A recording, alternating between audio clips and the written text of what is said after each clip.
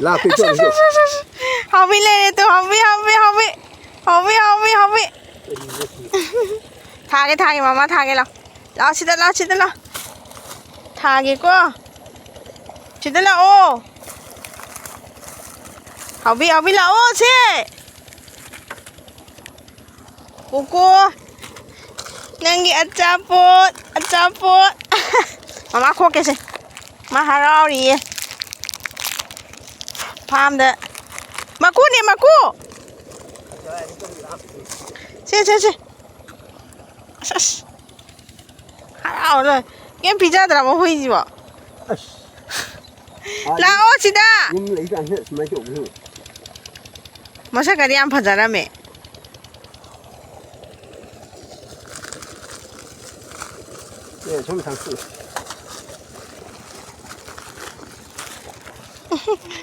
Chaba hay trabo nang kui mandana.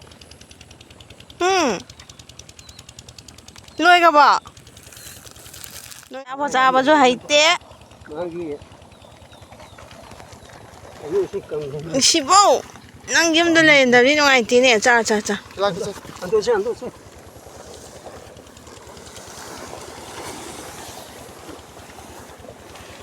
Haubra.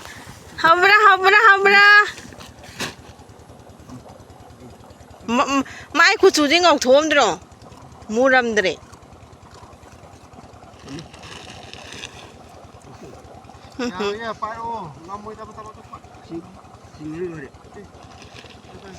Mama lae. Ke. Pham gi sing ching ba de.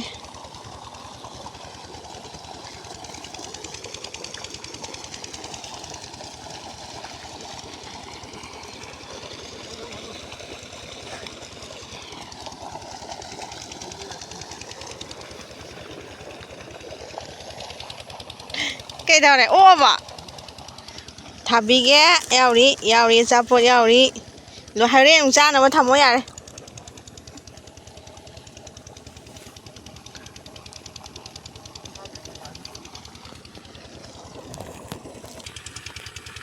về lên gì đi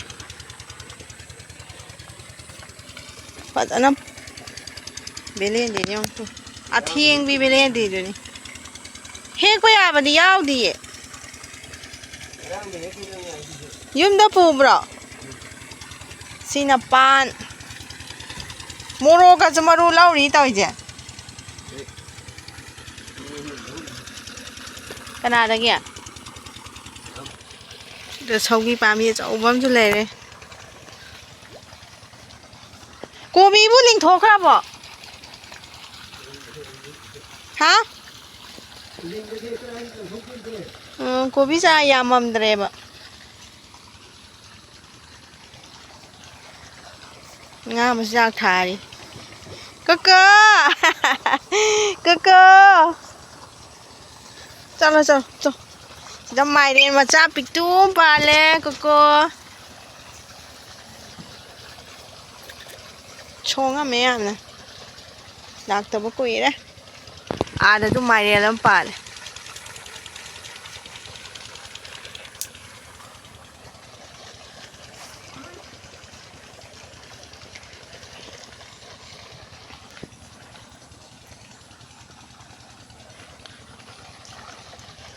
Nga mà giang thả bài cái puki gì mà đem lên gì chứ cho mày nó nung cha được có mà tầm gì mỗi đi mỗi cái mà giang pizza mà tầm này bao cô đó puki gì sinh khra xịt cái bài cái sinh khra wa lên à mà nín đang sinh bên này được phải làm đi hiện cả lắm ấy ai đi làm tao bao quỷ đấy nung cha có cha đi đây chơi á Nga gì liền chứ Mama gi Koko chắc là gì rồi Yumda Yumda chắc là gì rồi năng bà ha khơi lao phải gì haraobda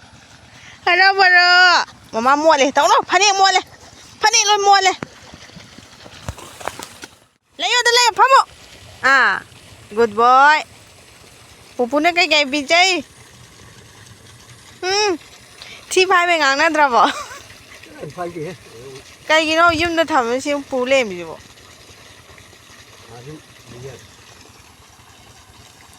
Pupu ka nungai le mi nam ko. Nang koi cha ka no ko. Asta ri ja. Koi cha ka no ko. Habi tu sao ko. Lấy ô tụi phamo. Tụi mình phamo.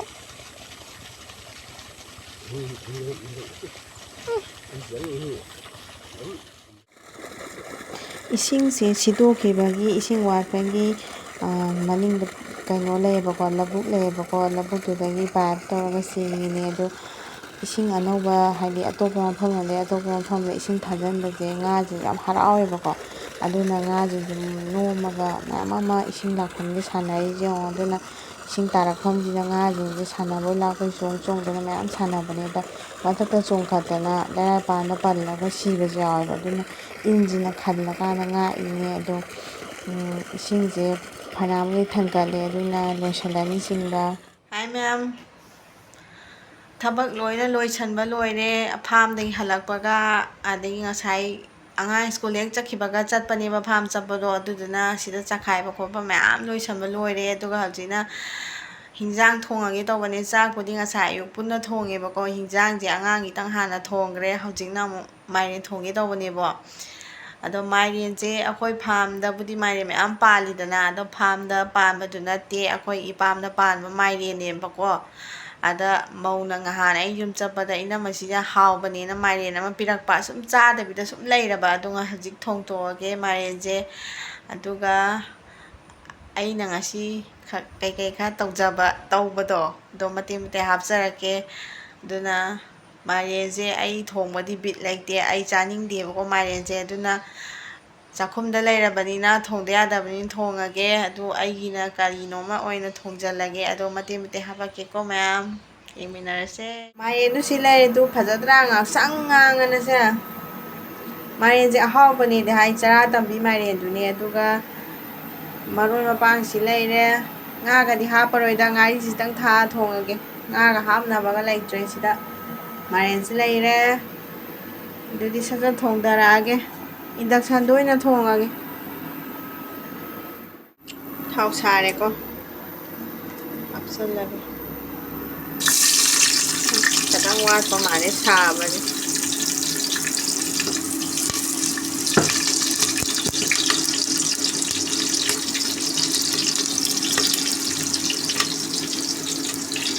hasan lang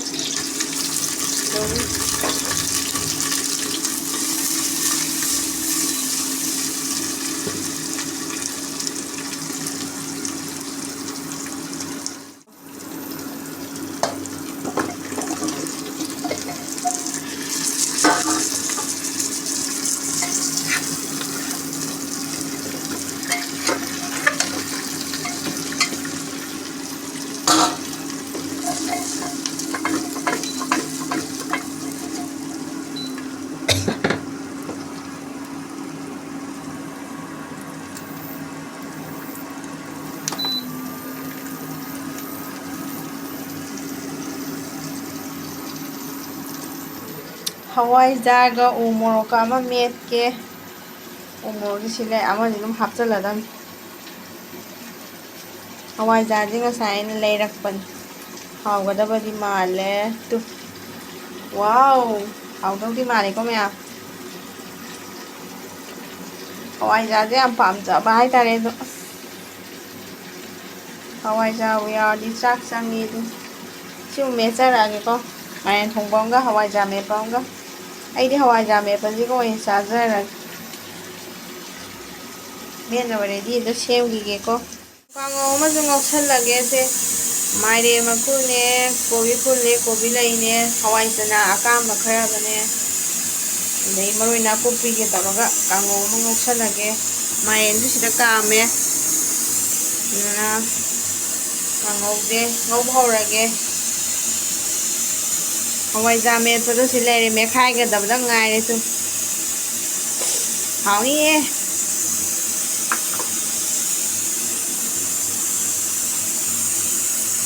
काम दो रे ꯃꯥꯏꯔꯦꯟꯁꯤꯅ ꯃꯊꯦꯜꯁꯤꯡꯗꯨ ꯊꯣꯡꯕ ꯂꯣꯏꯔꯦ, ꯃꯥꯏꯔꯦꯟ ꯊꯣꯡꯕ ꯂꯣꯏꯔꯦ, ꯑꯗꯩ ꯀꯥꯡꯉꯧꯗꯨꯁꯨ ꯂꯣꯏꯔꯦ. ꯀꯣꯕꯤꯂꯩꯒ ꯃꯥꯏꯔꯦꯟ ꯃꯀꯨꯒ ꯆꯅꯥꯒ ꯉꯧꯕꯅꯦ, ꯑꯗꯨꯒ ꯍꯋꯥꯏꯖꯥꯔ ꯑꯃ ꯃꯦꯠꯂꯦ. ꯍꯋꯥꯏꯖꯥꯔ ꯃꯦꯠꯄꯁꯦ ꯀꯣꯕꯤ ꯀꯣꯠꯀꯦꯅ ꯀꯣꯕꯤ ꯈꯔꯁꯨ ꯍꯥꯞꯄꯦꯀꯣ, ꯑꯗꯨꯅ ꯏꯟꯖꯥꯡꯁꯦ ꯁꯨꯃꯥꯏꯅ ꯇꯧꯁꯜꯂꯦ. ꯃꯥꯏꯔꯦꯟ ꯊꯣꯡꯕꯁꯦ ꯌꯦꯡꯕꯗꯗꯤ ꯌꯥꯝ ꯍꯥꯎꯗꯧ ꯃꯥꯜꯂꯦ, ꯑꯗꯨꯕꯨ ꯆꯥꯔꯒ ꯈꯪꯉꯅꯤ. ꯑꯗꯣ ꯑꯩꯈꯣꯏ ꯁ꯭ꯋꯥꯏ ꯂꯥꯛꯄ ꯉꯥꯏꯔꯒꯦ, ꯑꯗꯨꯒ ꯆꯥꯃꯤꯟꯅꯔꯒꯦ. ꯕꯥꯏ ꯕꯥꯏ.